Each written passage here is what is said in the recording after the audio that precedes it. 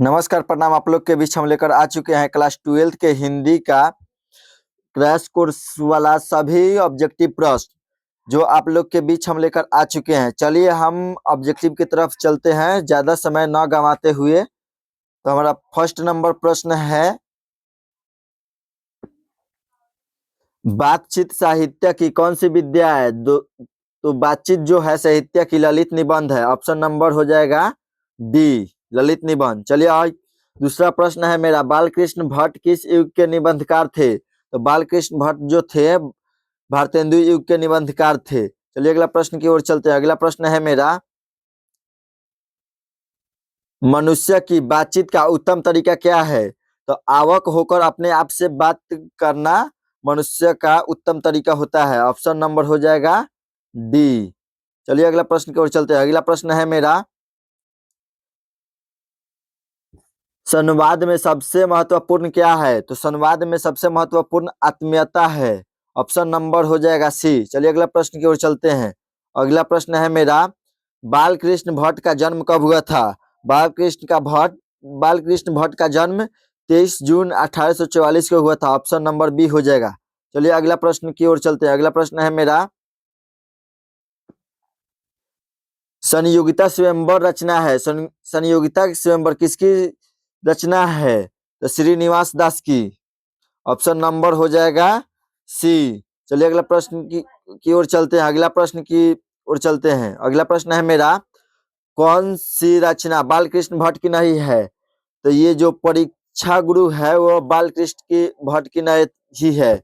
न्यूनतम ब्रह्मचारी है, 100 अजान एक सुजान है, ये सभी है। चलिए अगला प्रश्न की ओर चलते हैं। अगला प्रश्न है मेरा, कौन सी रचना बालकृष्ण भट्ट की है? तो बालकृष्ण भट्ट की रचना है जो रेल का विकट खेल। ऑप्शन नंबर ए हो जाएगा। चलिए अगला प्रश्न की ओर चलते हैं। अगला प्रश्न है मेरा, बालकृष्ण भट्ट ने कौन सा मासिक पत्रिका निकाला था? तो प्रदीप हिंदी प्रदीप मासिक पत्रिका निकाला था। चलिए अगला प्रश्न की ओर चलते हैं। अगला प्रश्न है मेरा, रॉबिन्सन क्रूसो ने 16 वर्ष के उपरांत किसके मुख से एक बात सुनी थी? फैराडे के मुख से। ऑप्शन नंबर हो जाएगा ए। ऑप्शन नंबर हमारा हो जाएगा ए। चलिए अगला प्रश्न की ओर चलते हैं। अगला प्रश्न है मेरा, अगला प्रश्न है मेरा, भट्ट जी को किसने अंग्रेजी साहित्य के एडिशन और स्टील के श्रेणी में रखा था? तो रामचंद्र शुक्ल आंसर हो जाएगा हमारा। चलिए जो कि सही है।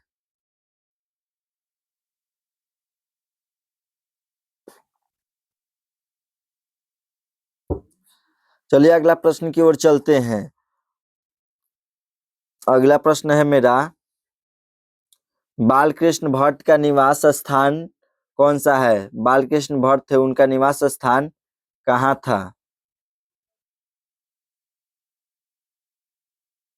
हमारा सही आंसर हो जाएगा option number B, Allahabad Uttar Pradesh. चलिए अगला प्रश्न की ओर चलते हैं। अगला प्रश्न है मेरा, बालकृष्ण भट्ट ने हिंदी प्रदीप नामक मासिक पत्रिका निकाला था कब? निकलना कब प्रारंभ हुआ था? हमारा सही आंसर हो जाएगा ऑप्शन नंबर ए, 1877 में। चलिए अगला प्रश्न की ओर चलते हैं। अगला प्रश्न है मेरा, कौन सा उपन्यास बालकृष्ण भट्ट द्वारा रचित है? तो हमारा सही आंसर हो जाएगा ऑप्शन नंबर सी, 100 अजान और एक सुजान। चलिए अगला प्रश्न की ओर चलते हैं। अगला प्रश्न है मेरा, नाटक के प्रारंभ में होने वाली मंगल पाठ को क्या कहते हैं? तो नंदी पाठ कहते हैं। चलिए अगला प्रश्न की ओर चलते हैं। अगला प्रश्न है मेरा, रॉबिस रॉबिन्सन क्रूसो को कब तक मनुष्य का मुख देखने को नहीं मिला था? तो 16 वर्ष की उम्र तक। चलिए अगला प्रश्न की ओर चलते हैं। अगला प्रश्न है मेरा, आर्ट ऑफ कन्वर्सेशन कहाँ के लोगों में सर्वाधिक प्रचलित है? तो यूरोप के लोगों में। यूरोप की बोलचाल की भाषा आर्ट ऑफ कन्वर्सेशन कहलाता है। बालकृष्ण भट्ट किस काल के रचनाकार है? तो हमारा सही आंसर हो जाएगा ऑप्शन नंबर डी, आधुनिक काल के। अगला प्रश्न की ओर चलते हैं। अगला प्रश्न है मेरा,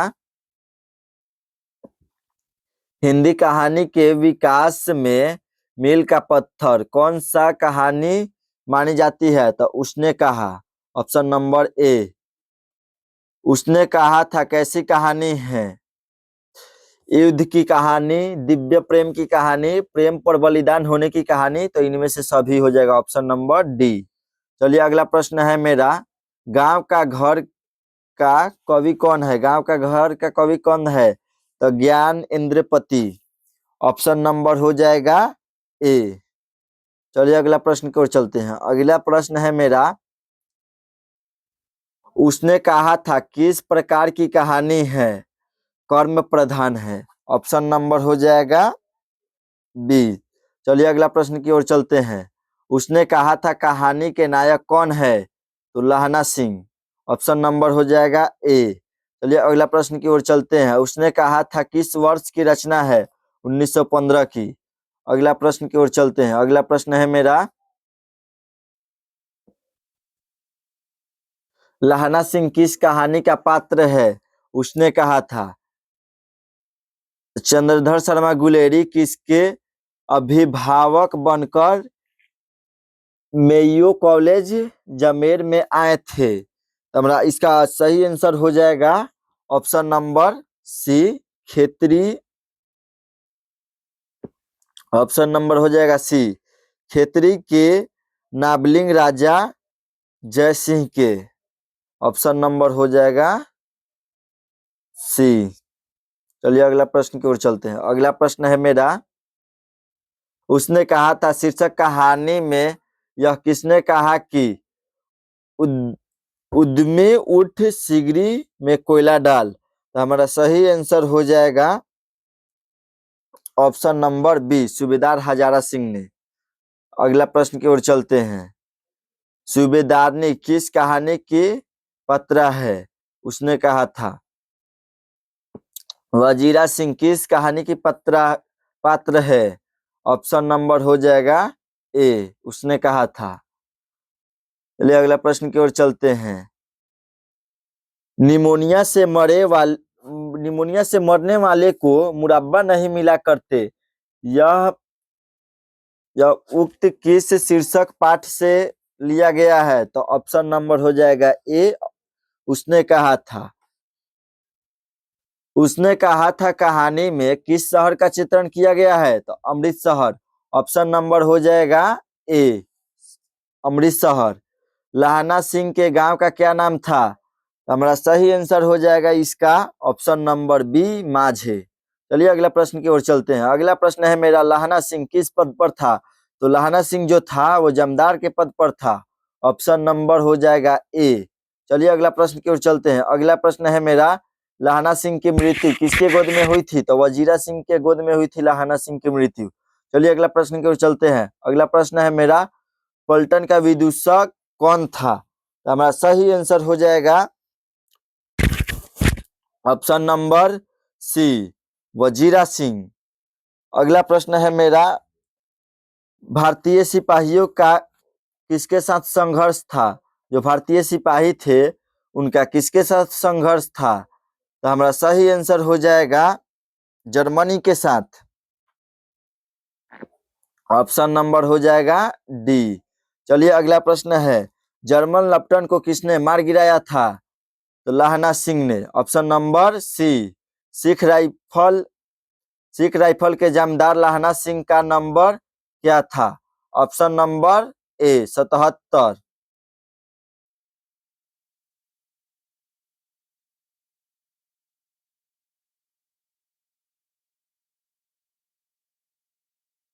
सरकार ने सूबेदार को जमीन कहाँ दिया था? लैलपुर में। Option number D. चलिए अगला प्रश्न की ओर चलते हैं। अगला प्रश्न है मेरा, गुलेरी जी का जन्म कहाँ हुआ था? गुलेरी जी का जन्म कहाँ हुआ था? जयपुर राजस्थान में। Option number B. अगला प्रश्न है, सुखमय जीवन किसकी कृति है? चंद्रधर शर्मा गुलेरी की। ऑप्शन नंबर ए। कछुआ धर्म किसकी कृति है? चंद्रधर शर्मा गुलेरी की। चलिए अगला प्रश्न है मेरा, पुरानी हिंदी रचना है, पुरानी हिंदी रचना किसकी है? तो Chandradhar Sharma Guleri, option number D. Chandradhar Sharma Guleri किस युग के कहानीकार है? द्विवेदी युग, ऑप्शन नंबर ए। चलिए अगला प्रश्न की ओर चलते हैं। अगला प्रश्न है मेरा, उसने कहा था कहानी कितने भागों में विभक्त किया गया है? तो 5 भागों में, ऑप्शन नंबर डी हो जाएगा। चलिए अगला प्रश्न की ओर चलते हैं। अगला प्रश्न है मेरा, चंद्रधर शर्मा गुलेरी का जन्म कब हुआ था? जो चंद्रधर शर्मा गुलेरी थे उसका जन्म कब हुआ था? 7 जुलाई 1883 को, ऑप्शन नंबर हो जाएगा सी।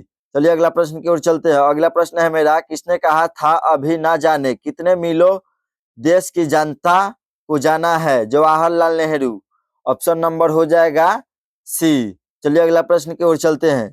अगला प्रश्न है मेरा, किस अस्पताल में दिनकर का निधन हुआ था?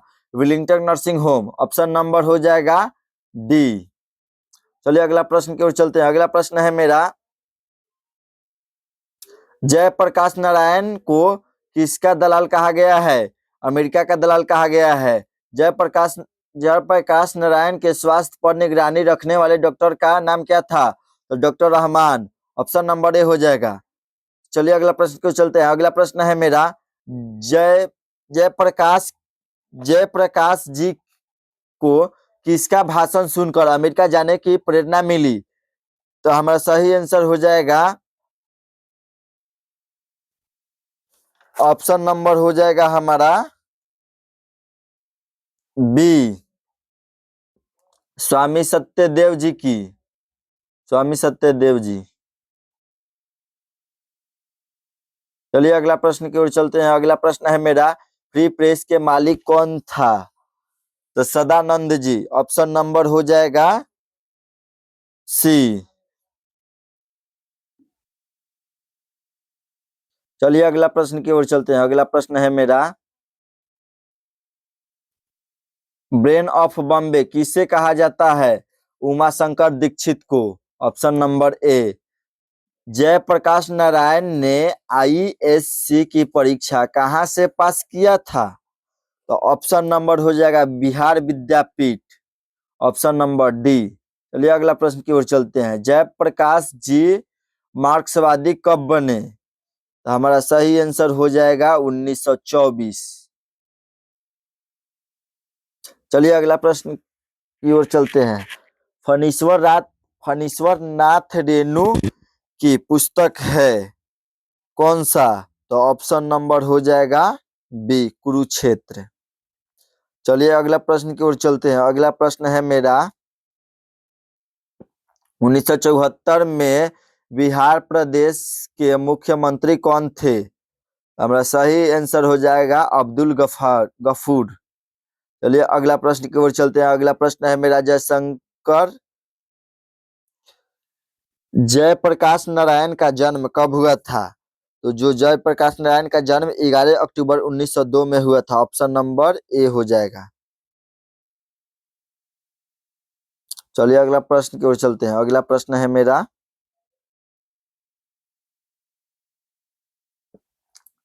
जयप्रकाश नारायण की पत्नी का क्या नाम था?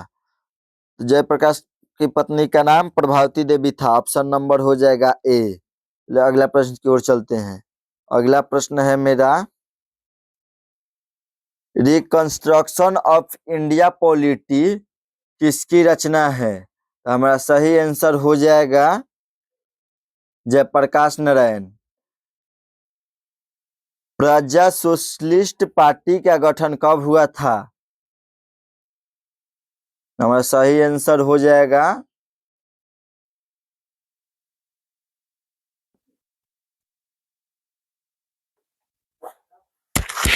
हमारा सही आंसर हो जाएगा ऑप्शन नंबर ए, 1952 में। चलिए अगला प्रश्न की ओर चलते हैं। अगला प्रश्न है मेरा,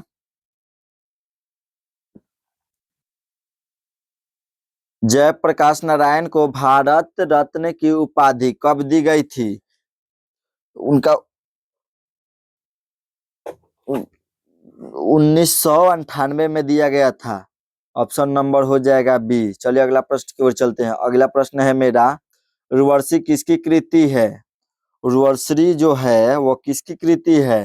रामधारी सिंह दिनकर की है। ऑप्शन नंबर हो जाएगा ए। चलिए अगला प्रश्न की ओर चलते हैं। अगला प्रश्न है मेरा, माटी की मूर्ति रचना किसकी है? हमारा सही आंसर हो जाएगा ऑप्शन नंबर बी, राम वृक्ष बेनीपुरी। चलिए अगला प्रश्न की ओर चलते हैं। अगला प्रश्न है मेरा, दिनकर जी किस लिए प्रसिद्ध हैं? हमारा सही आंसर हो जाएगा ए, साहित्य रचना के लिए। चलिए अगला प्रश्न की ओर चलते हैं। अगला प्रश्न है मेरा, जयप्रकाश नारायण के बचपन का नाम क्या था? बाउल। चलिए अगला प्रश्न की ओर चलते हैं। अगला प्रश्न है मेरा, जयप्रकाश नारायण ने किस साल छात्र आंदोलन का नेतृत्व किया था? हमारा सही आंसर हो जाएगा ऑप्शन नंबर सी, 1974 में। अगला प्रश्न है मेरा, जयप्रकाश नारायण का जन्म कहाँ हुआ था? सिताब दियारा, जो हमारे छपरा जिला में पड़ता है, सिताब दियारा। चलिए अगला प्रश्न की ओर चलते हैं। अगला प्रश्न है मेरा, संपूर्ण क्रांति की शुरुआत कब हुई थी? जो संपूर्ण क्रांति हुआ था उसका शुरुआत कब हुआ था? तो हमारा सही आंसर हो जाएगा 1974 में, ऑप्शन नंबर ए। चलिए अगला प्रश्न की ओर चलते हैं। अगला प्रश्न है मेरा, जयप्रकाश नारायण को समाज सेवा के लिए पुरस्कार से सम्मानित किया गया था। किस पुरस्कार से सम्मानित किया गया था? तो मैक्सेस सम्मान से। ऑप्शन नंबर हो जाएगा सी। चलिए अगला प्रश्न की ओर चलते हैं। अगला प्रश्न है मेरा, जयप्रकाश नारायण मद्रास में अपने किस मित्र के साथ रुके थे? तो ईश्वर अय्यर के साथ। ऑप्शन नंबर हो जाएगा सी। चलिए अगला प्रश्न की ओर चलते हैं। अगला प्रश्न है मेरा, जयप्रकाश नारायण के अनुसार देश का अविष्ठा किसके हाथों में है? हमारा सही आंसर हो जाएगा ऑप्शन नंबर बी, नई पीढ़ियों के हाथ में। चलिए चैनल को लाइक कीजिए, वीडियो को लाइक कीजिए, चैनल को सब्सक्राइब कीजिए और ज़्यादा से ज़्यादा शेयर करिए और कमेंट आप लोग जरूर करें। अगले वीडियो में आप लोग जरूर जुड़े। जय हिंद, जय भारत।